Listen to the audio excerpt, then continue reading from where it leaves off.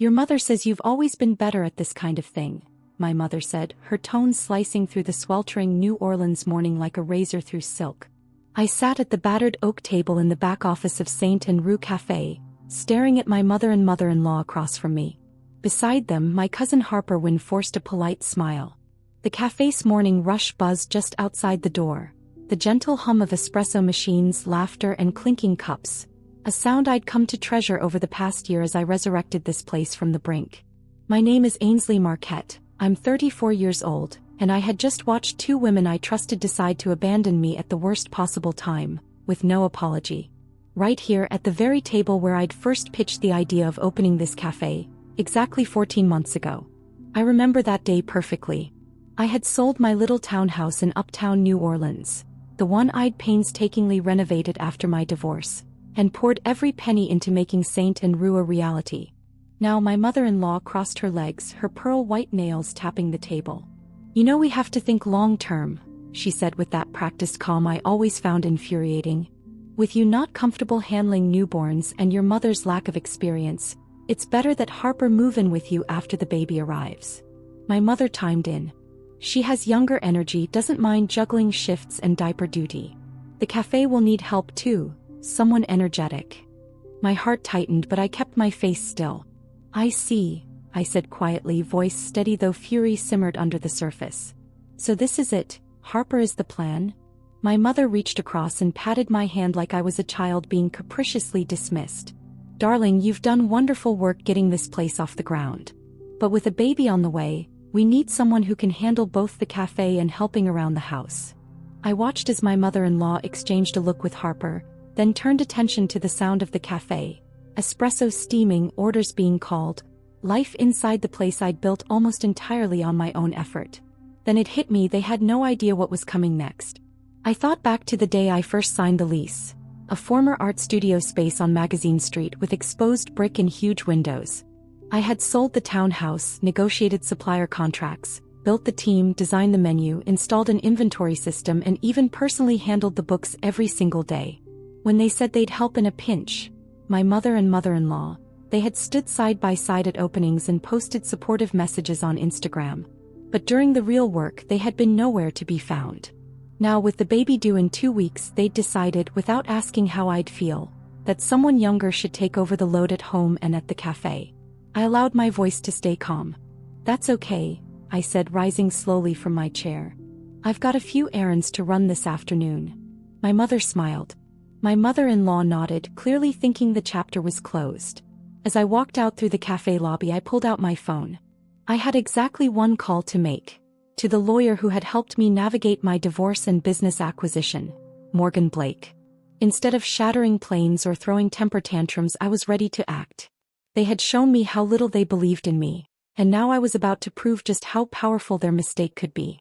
That afternoon, the heat in New Orleans pressed down like a wet blanket, but inside my car the AC hummed low and steady.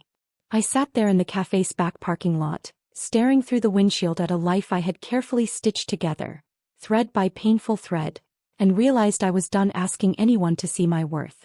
Morgan Blake's name was still saved in my phone under Plan B, a relic from the divorce 2 years ago. But today it felt like a lifeline. She answered on the second ring, her voice clipped, composed, and exactly what I needed. I think I need to make some moves, I said, skipping the pleasantries. Quietly, quickly, and legally. There was a pause, only a beat, before Morgan said, I'm listening. By the time I reached her office near the courthouse, I'd mentally sorted every contract, vendor, and agreement I'd ever signed. I brought a thick accordion folder, paperwork most people would have thrown in a junk drawer. Not me. I kept receipts. Literal and emotional. Morgan's office smelled like eucalyptus and strategy.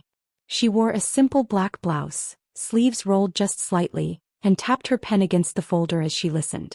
You put the initial down payment on the building? Yes. Lease agreement in your name? All of it. Operating licenses? EIN. My taxes. She looked up at me, lips curling just slightly.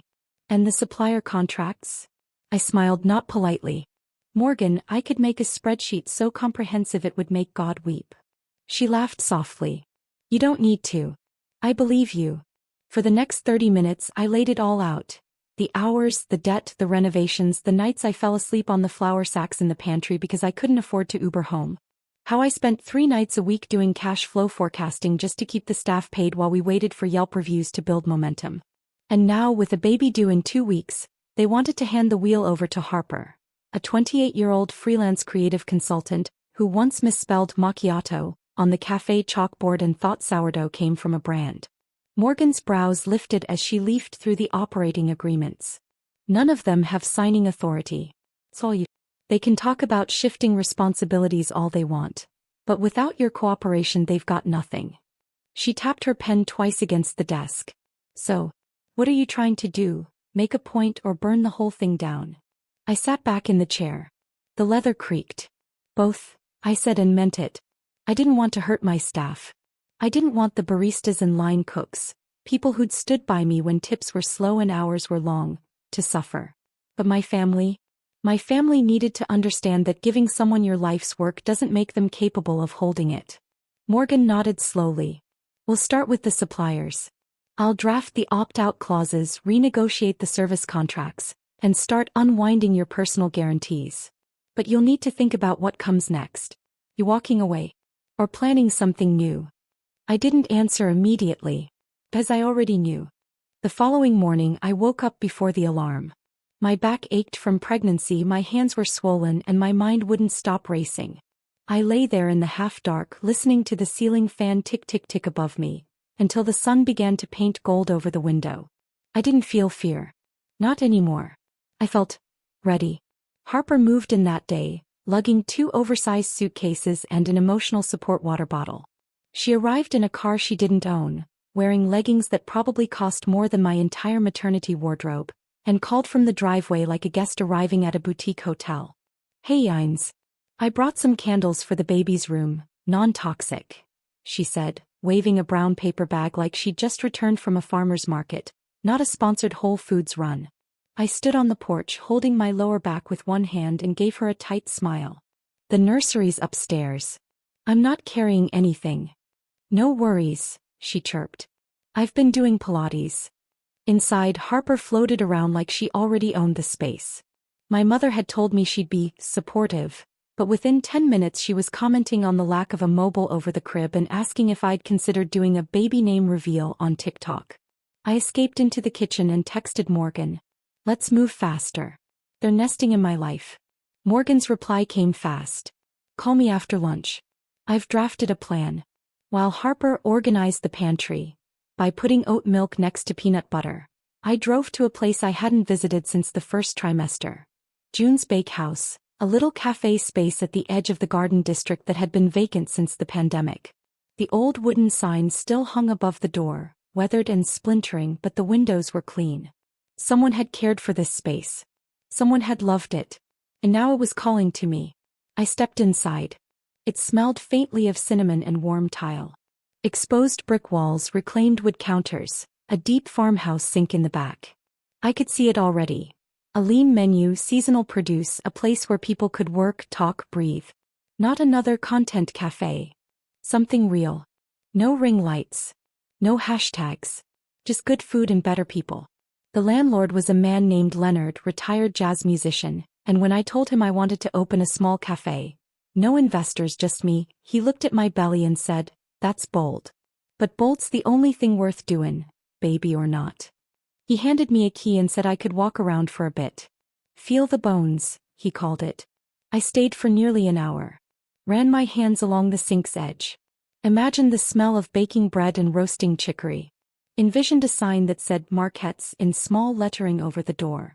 Not flashy. Just mine. By the time I got back to the car I had Morgan on the line. I want the contracts pulled this week, I told her. The supply chains, vendor agreements, anything with my name attached. I want clean lines. And the lease, she asked. I looked back at the building through the rearview mirror. The sunlight hit the windows just right. Draw it up, I said. I want that space. I arrived at St. and Rue Café the next morning at 6:15.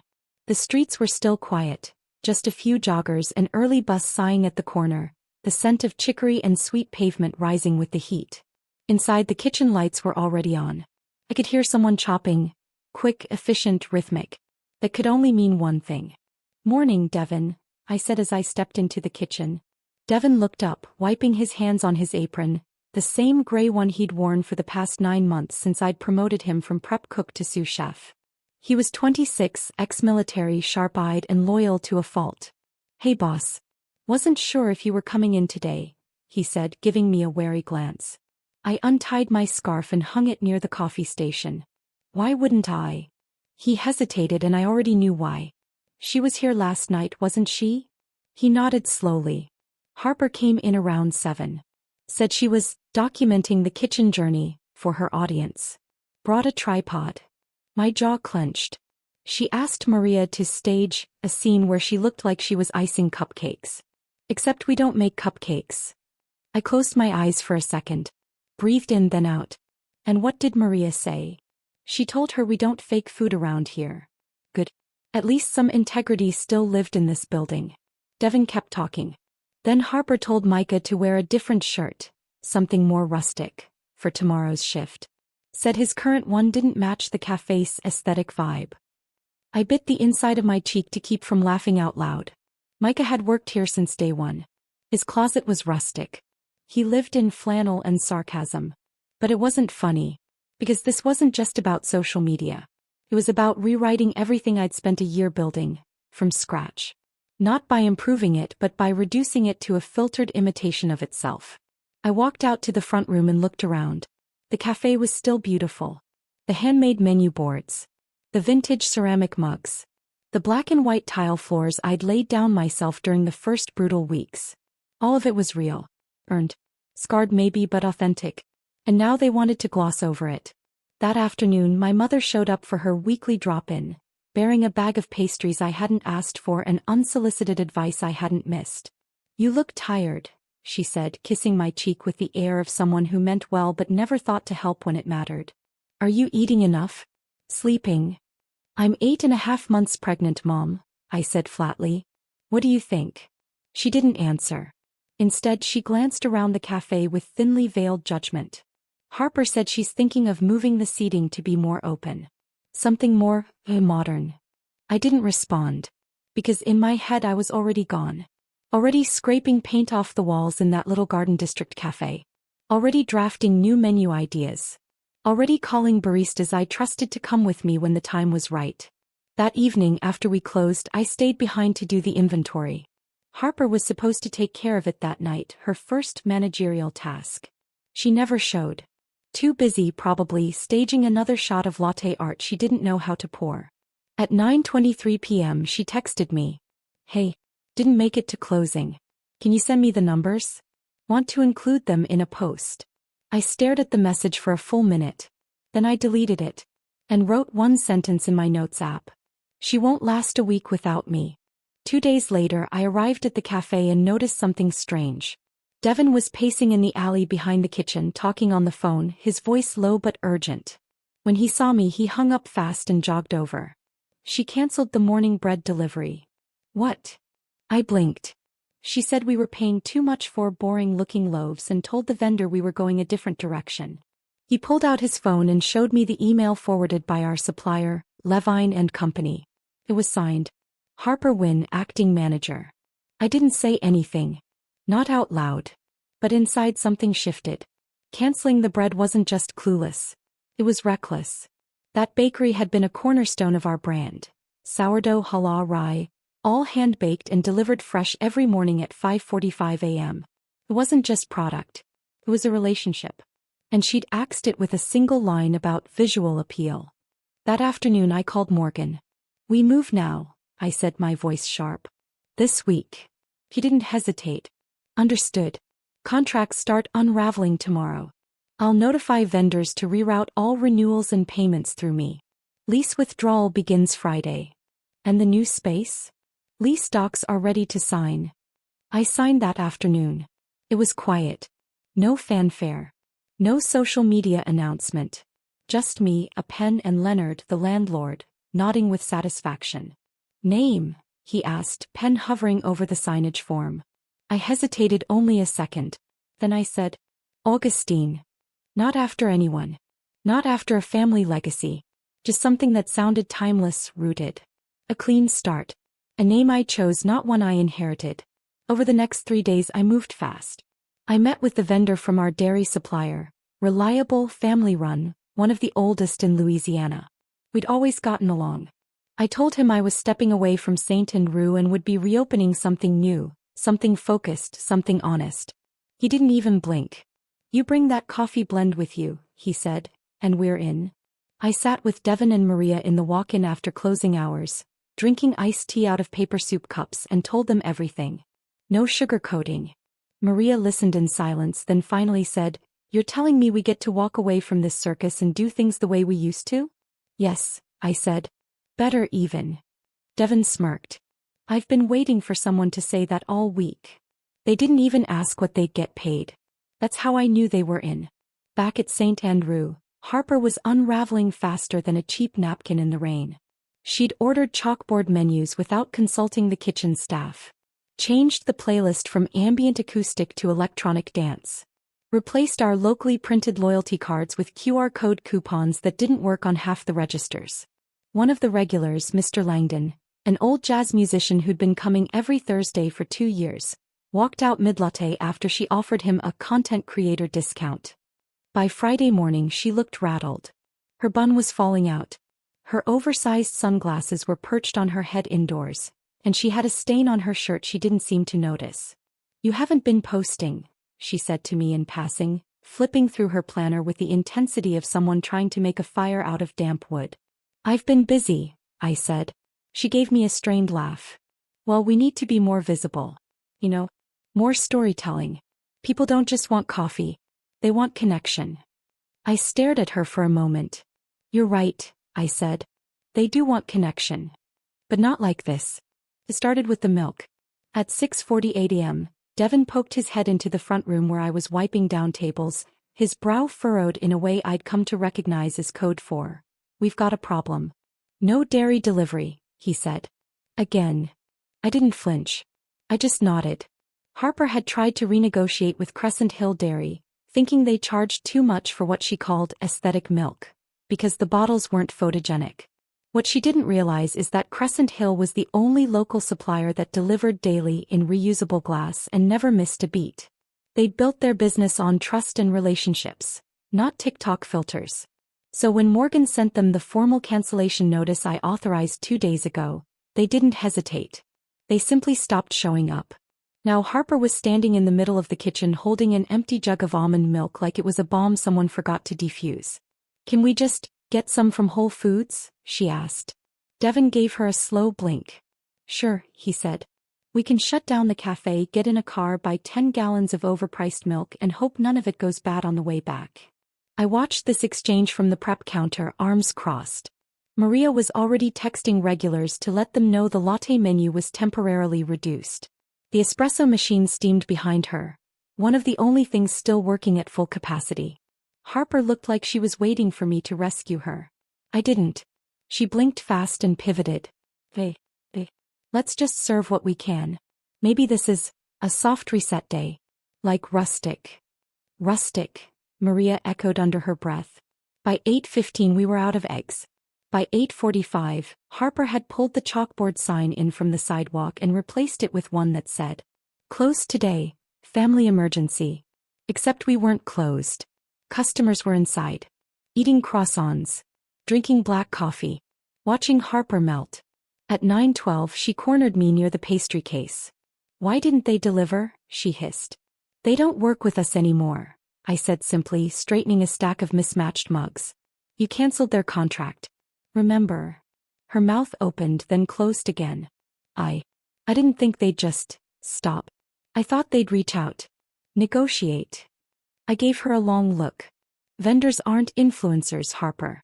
They don't beg for brand deals. They read contracts. They act accordingly." She stared at me and I could see it click. Just a flicker, like a crack forming in a window pane. Small now but spreading fast. The rest of the day unraveled in quiet humiliations. One of the espresso machines sputtered because someone tried to decal it improperly. The register glitched. The back storage fridge died for 2 hours before anyone noticed, and 2 trays of smoked salmon spoiled. Maria threw them out without saying a word. By 4 p.m. Harper was outside, pacing on the sidewalk, phone pressed to her ear. From the fragments I caught, she was on with my mother, sounding panicked and defensive. She didn't warn me. No, Mom, it's not that simple. Well, then you come down here and make it work. Inside, I set down a tray of mismatched silverware on a table, wiped my hands and calmly walked to the back. In the storage room, I pulled out a slim file folder, thick with finalized paperwork for Augustine. Lease signed. Permits filed. Menu drafts tucked inside. All of it clean, ready, mine. That night I called Morgan. Send the second round of terminations, I said. The dry goods distributor. The cleaning service. All of it. And Harper. She can try to keep it afloat. I paused. But she'll be bailing water with a colander. It was a Sunday evening when the shift happened. Not with drama, not with slammed doors or screaming matches, but with quiet decisions made behind closed kitchen doors. We had just closed. The emergency sign Harper kept reusing was still propped up near the register. Our Instagram DMs were full of confused regulars wondering why their favorite scones weren't available for the third day in a row. The milk situation? Still unresolved. Harper had taken to pouring boxed almond milk into recycled Crescent Hill bottles for the illusion of continuity. Maria came into the back office where I was collecting the last receipts. She didn't sit. She didn't clear her throat. She just stood there with her apron in one hand and her voice clear. I'm coming with you, she said. I looked up. She didn't blink. You haven't said anything, she continued. But it's obvious. You're leaving. Starting something new. And I want in. I didn't ask how she knew. Maria was sharp. She had noticed me showing up early, staying late, never correcting Harper's disasters.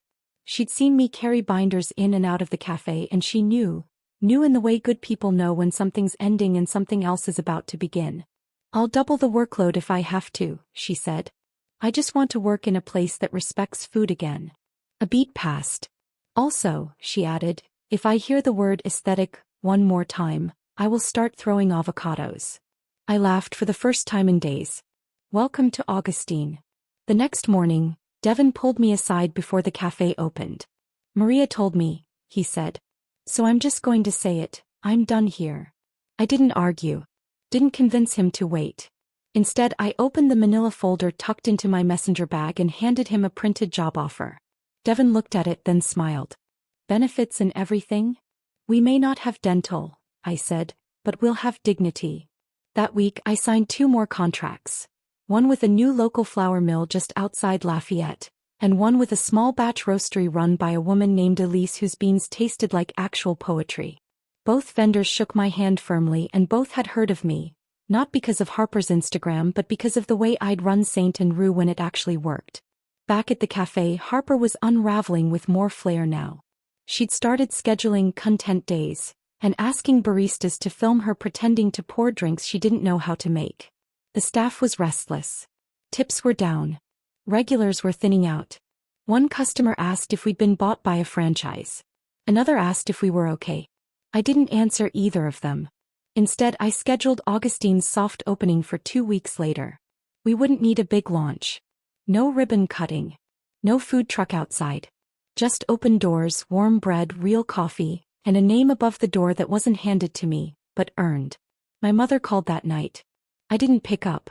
She left a voicemail. Harper says you've been distant lately. Is everything all right? I deleted it. Because the thing was, everything finally was. The cafe was silent when I arrived that Tuesday morning. Not quiet, silent like a theater after the curtain falls. No prep noise. No grinder humming. No chatter. Just Harper standing behind the counter in a denim jacket far too clean for someone running a kitchen. Where is everyone? She asked, her voice thin. I looked around. No Devin. No Maria. No Micah.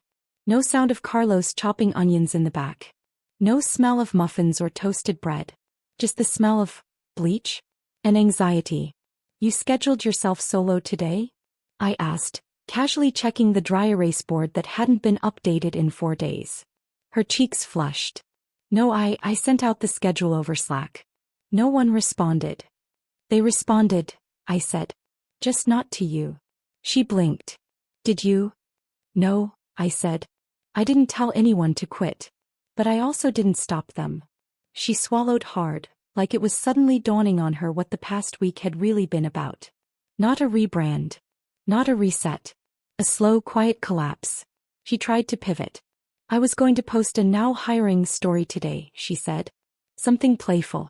You know, like a reel with trending audio. You can't hire people to care, I said, my voice calm but unflinching.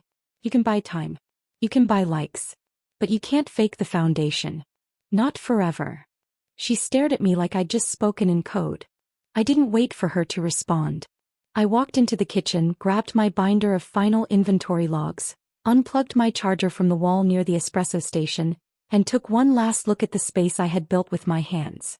Not just the walls or the lights, but the soul of it. It was gone now. Because Harper had mistaken the look of a cafe for the life inside it. At 9:03 a.m. the first customer walked in. A young woman with 2 toddlers and a stroller looking for scones and oat milk. She looked around at the half-lit dining area and paused. You guys open? Harper rushed to the counter, fumbling with the POS system. Yes. Just, rebranding today. Soft reset. The woman nodded slowly. Right. Do you still have the rosemary lemon muffins? Harper froze. I don't think that might not be in the new concept. The customer smiled tightly, then backed out the door. Harper turned to me, her voice suddenly brittle. You think this is funny, don't you? I turned to face her fully. No. I think this is predictable. That night, the Augustine team met at the new cafe space. We laid out silverware, stocked shelves, and taped up the printed soft open sign in the window. The scent of fresh paint still hung in the air. The kitchen echoed with new possibility.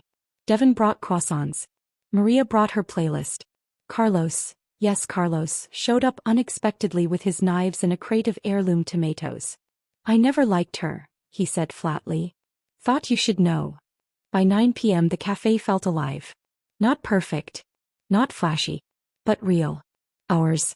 I stood behind the new counter, ran my hands across the butcher block I'd chosen myself and smiled. Harper had her cafe. And I had mine. Let's see who survives the season. A week after Augustine opened, I passed Saint and Rue on my morning walk to the cafe. It was almost unrecognizable. The windows were smudged. The sidewalk chalkboard was blank. The hanging baskets I had nurtured every week were browned, brittle, and sagging. Inside, one lonely barista I didn't recognize stood behind the counter, scrolling on her phone. A single customer sat near the back, nursing a lukewarm latte and glancing at the door like he was unsure why he'd come in at all. And Harper? Nowhere to be seen. I didn't go in. I didn't gloat. I didn't need to. I just kept walking.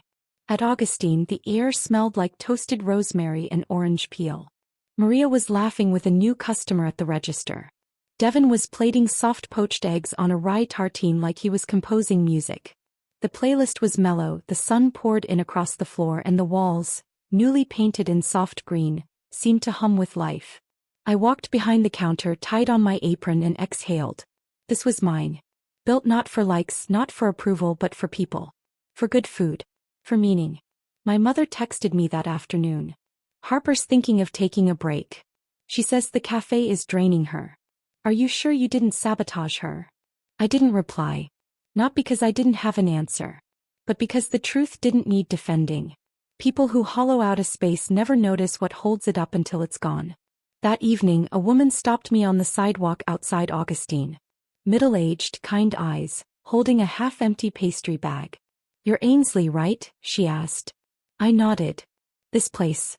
It feels honest. Like someone actually cares. I smiled. I do. She reached out and gently touched my arm. Thank you. That night, as I locked the doors and turned off the lights, I stood in the middle of the cafe and let the silence settle in. No family expectations. No resentment. No more proving. Just purpose. Just peace. And that, finally, was enough.